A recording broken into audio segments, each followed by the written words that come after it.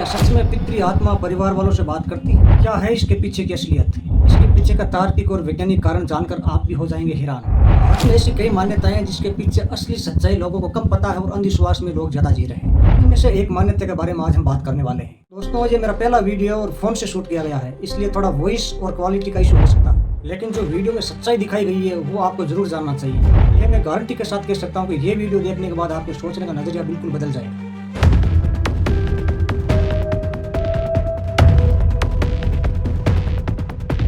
नमस्कार दोस्तों, क्या आपने कभी सुना है कि किसी इंसान के मरने के बाद उसकी आत्मा उसके परिवार के किसी सदस्य के अंदर आकर बात करती है? हमारे समाज में इसे पितर बोलना कहा जाता है, लेकिन सच क्या है? क्या वाकई आत्मा इंसान के शरीर में आ सकती है या ये सिर्फ एक मन का भ्रम है? आज हम इसी राज को समझेंगे हिस्ट्री, साइंस एंड सॉल्यूशन के साथ।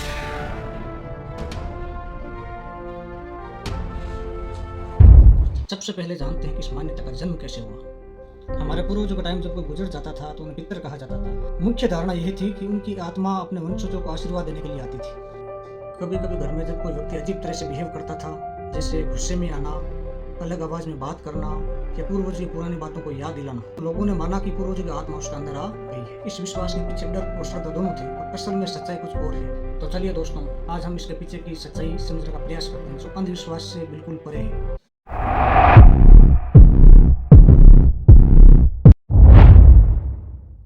विज्ञान के हिसाब से इंसान के शरीर के अंदर आत्मा के घुसने का कोई प्रूफ नहीं है। यह जो घटना होती है उसके पीछे मुख्य रूप से दो बड़े कारण होते हैं: साइकोलॉजिकल इफेक्ट और सबकॉन्शियस मेमोरी।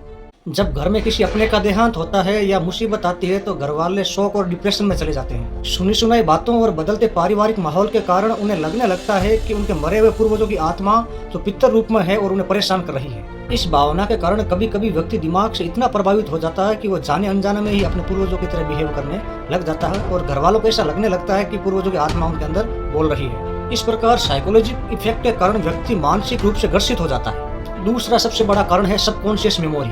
हमारे दिमाग में पूर्वजों की कहानियां, उनके बारे में सुनी सुनाई बातें और उनका आचार विचार हमेशा छपे रहते हैं। जब स्ट्रेस या इमोशनल मूवमेंट आता है तो वो सबकॉन्शियस मेमोरी उभर कर सामने आ जाती है, जिससे लोग आत्मा का आना या पितर का आना समझ लेते हैं। मतलब ये सब दिमाग और साइकोलॉजी का खेल है, ना कि आत्मा का।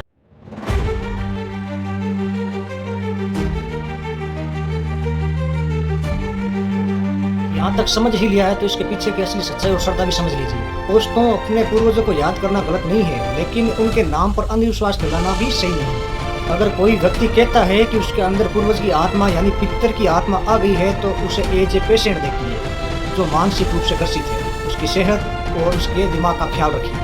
श्राद्ध में श्रद्धा रखिए, ना कि अंधविश्वास। दोस्तों, श्राद्ध करना ही है तो अपने पूर्वजों की याद में जरूरतमंदों को खाना खिलाओ, पेड़ लगाओ और समाज में सेवा करो। सबसे बड़ा श्राद्ध है अपने पूर्वजों की यादों को अपने बच्चों तक पहुंचाना और उनके अच्छे संस्कार आगे ले जाना। तो दोस्तों, पितर की आत्मा का शरीर में आना सिर्फ एक साइकोलॉजिकल इल्यूजन है, ना कि सच्चाई।